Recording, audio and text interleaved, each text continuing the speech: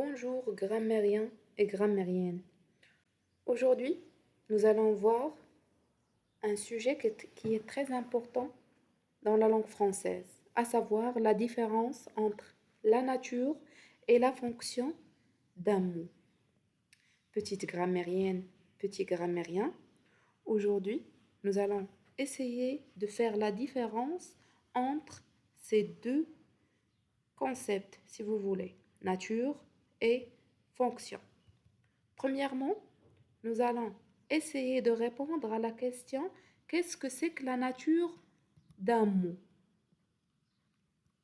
Donc, la nature d'un mot correspond à sa classe grammaticale. Vous allez trouver soit quelle est la nature de ce mot, soit quelle est ou à quelle classe appartient ce mot. Pour la nature d'un mot, elle est indépendante du contexte de la phrase. C'est-à-dire que la nature, elle est intrinsèque au mot. On va voir des exemples par la suite.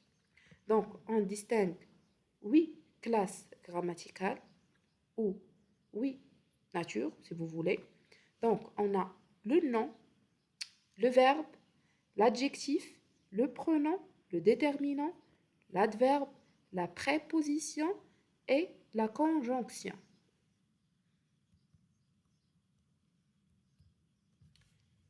Pour le nom, on va voir, comme vous voyez, on a l'exemple de chat et maison.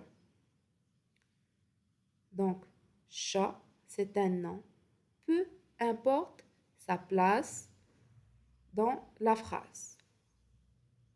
La même chose pour maison. On a deuxième nature ou deuxième catégorie ou classe grammaticale, le verbe. On a l'exemple ici, manger, courir, nager, débattre. Et vous pouvez multiplier les exemples.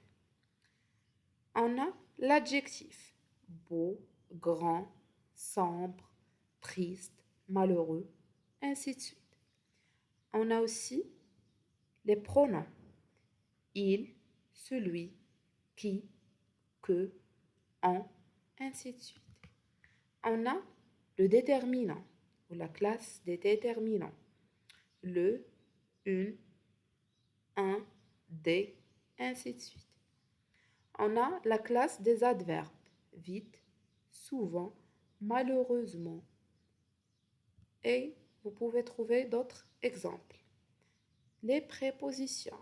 À, dans, sur, pour, ainsi de suite. Et dernièrement, nous avons la conjonction, la classe grammaticale des conjonctions. Les conjonctions sont divisées en deux. Premièrement, nous avons les conjonctions de coordination et les conjonctions de subordination.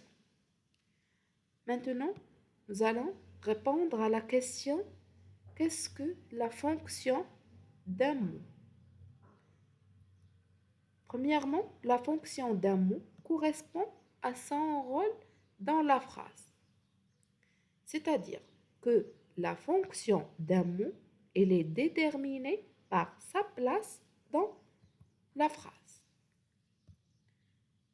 Autrement dit, la fonction d'un mot dépend du contexte dans lequel elle est utilisée. Soit elle est antéposée au verbe, soit elle est postposée au verbe, en parlant de la phrase simple.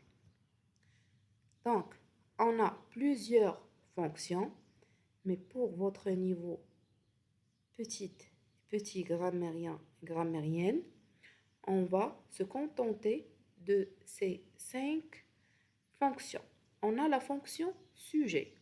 Le sujet, il est souvent, tout le temps, si vous voulez, antéposé au verbe. Le cas du mot chat. D'accord? Le chat, c'est un sujet. Mais chat, il appartient à la classe grammaticale des noms.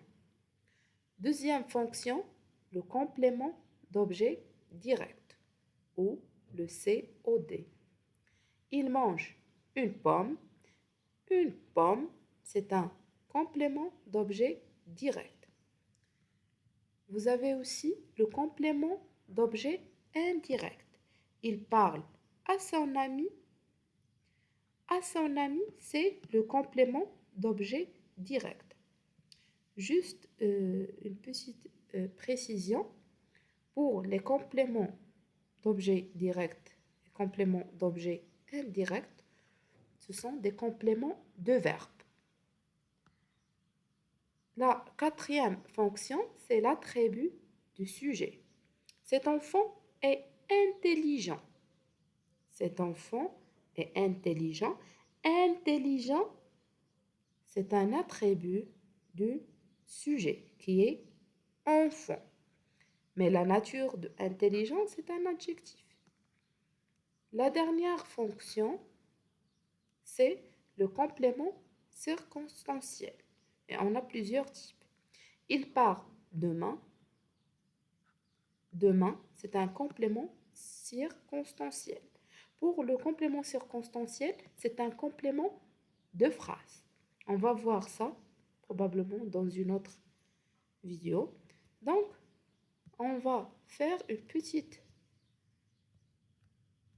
analyse pour distinguer entre nature et fonction. Prenons la phrase « Le garçon joue dans le jardin ».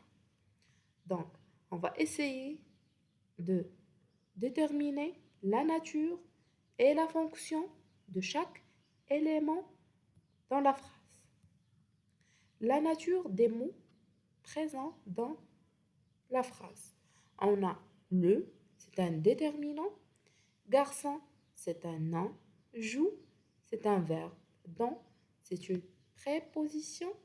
Le, c'est un déterminant. Jardin, c'est un nom. Pour les fonctions de ces mots, le garçon, c'est un sujet. C'est un sujet, c'est-à-dire c'est celui qui fait l'action. Joue, c'est un verbe. Dans le jardin, c'est un complément circonstanciel de lieu. Donc, juste pour synthétiser et pour distinguer entre ces deux concepts, je donne toujours l'exemple d'une femme ou d'un homme. Elle est quoi? C'est un homme ou c'est une femme. Cette femme, il peut occuper plusieurs fonctions. D'accord? Par exemple, elle est femme, mais elle est maîtresse. Elle est femme, elle est mécanicienne. Elle est femme, elle est docteur. Ainsi de suite.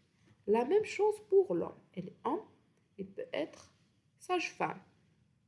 D'accord?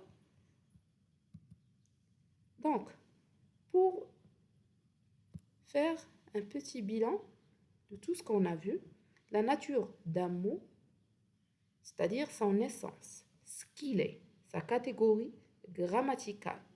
La fonction d'un mot correspond à son rôle dans la phrase.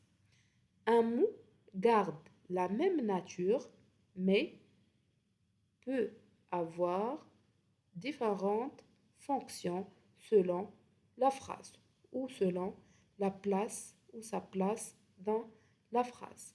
Donc, merci pour votre attention, chers grammairiennes et grammairiens. Je vous revois dans une nouvelle vidéo. Au revoir.